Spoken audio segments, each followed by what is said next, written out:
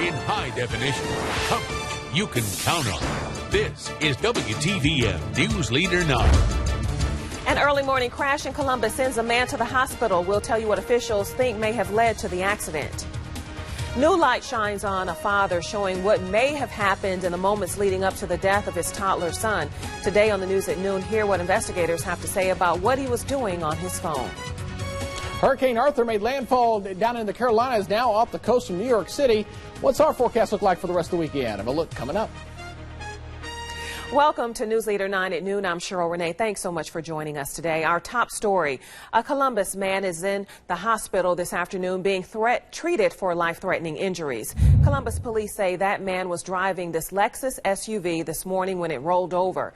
The accident happened around 7:30 on Forest Road at Lemoore Drive. Officers say excessive speed and erratic driving may have led to the crash. They tell us the driver was found outside the SUV and suffered a head injury. He's being treated at Midtown Medical Center. This accident remains under investigation. Stunning evidence is laid out in a Cobb County courtroom painting a different picture of a loving father accused of leaving his son to die in a blistering hot SUV. Friends and family of Justin Ross Harris say he was devastated by the death of 20-month-old Cooper. But a detective testified Harris was sexting while his son was dying. ABC's Steve Osinsami has the story. A child left out in the car for over 7 hours.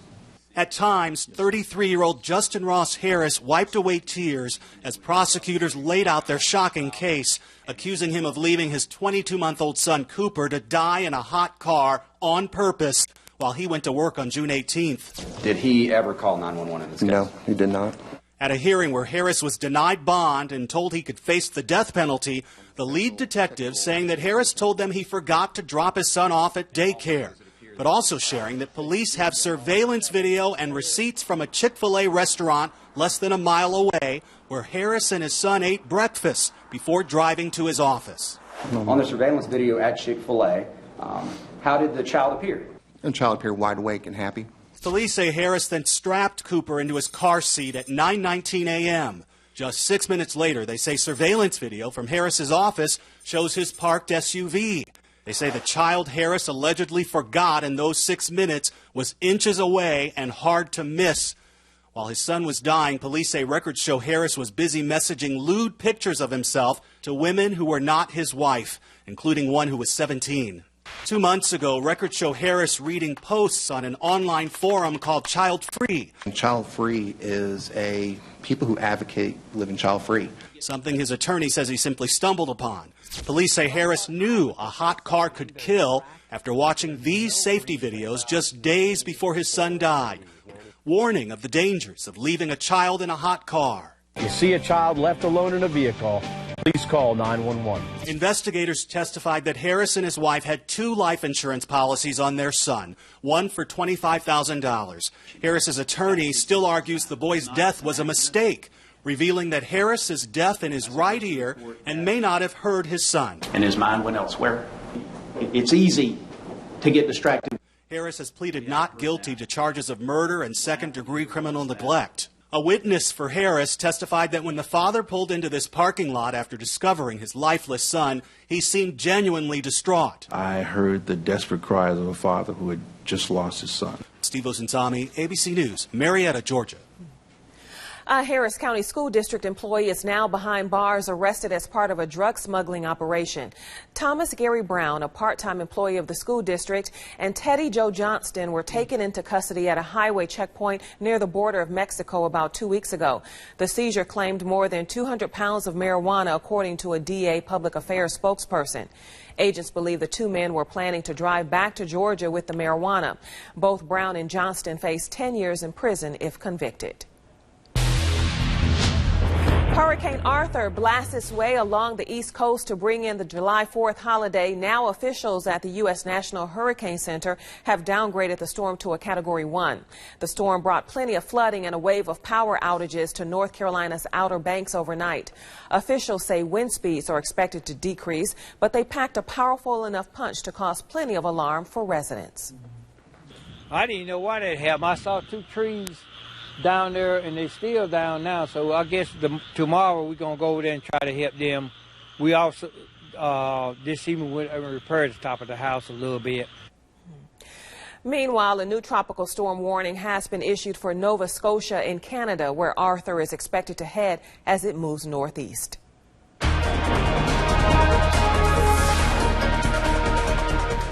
And here you can see the latest here on Hurricane Arthur. Now top winds at 90 miles per hour, continue to move off toward the northeast, racing at some 25 miles per hour, moving right along. And we could thank Arthur indirectly for our great weather today, as it has moved on up. It's a lot drier to really come in along the eastern one-third of the United States, setting up for a great-looking day.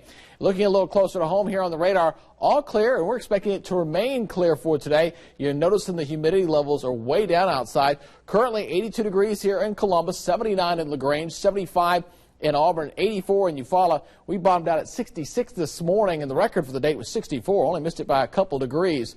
And as you can take a look at the dew points, the measure of moisture in the air, it's pretty dry. When you get dew points this time of year around 60 degrees, you will take it. That's for sure. A far cry better than those low to mid 70s we had with that dew point when it was really, really humid and just nasty outside.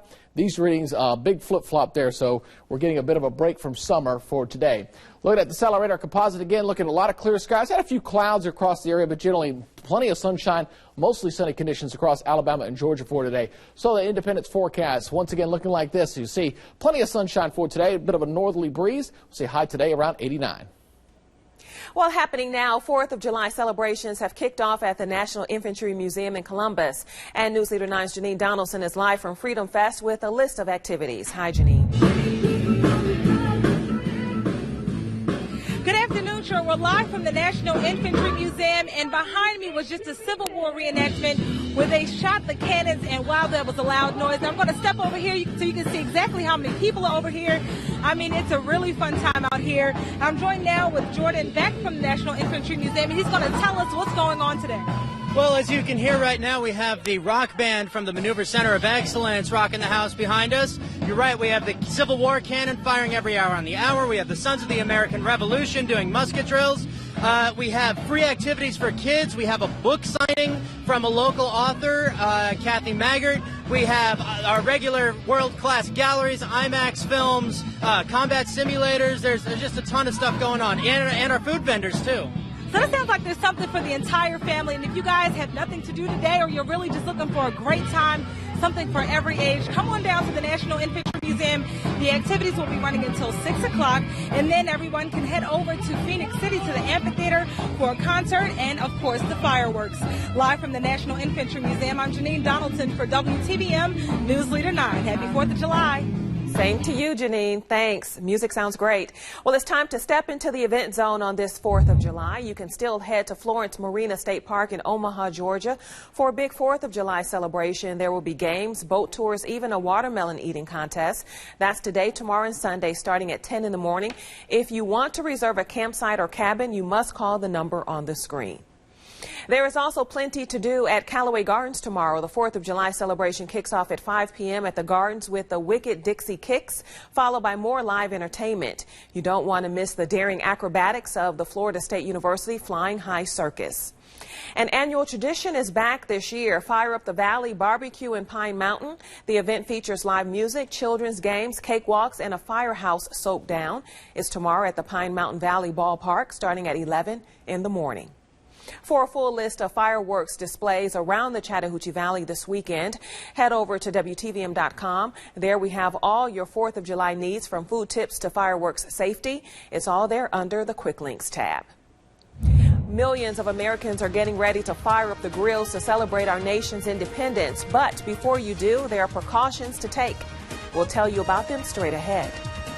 Plus, the roadways and airways are going to get very crowded this weekend. We'll tell you what you can expect as you get out to enjoy the July 4th holiday. You keep us safe, and you keep the United States of America a shining beacon of hope for the world.